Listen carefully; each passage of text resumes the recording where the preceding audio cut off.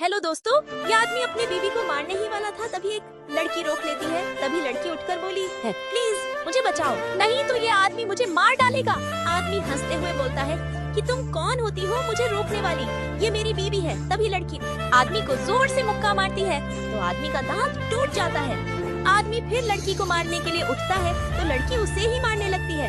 लड़का बोलता है प्लीज रुक जाओ, तभी आदमी भागने लगता है और जाकर अपनी गाड़ी में बैठकर गाड़ी को बंद कर लेता है। तब लड़की गाड़ी की गेट कबाड़ कर फेंक देती है तो आदमी डर जाता है। तब लड़की कार को उठाकर फेंक देती है।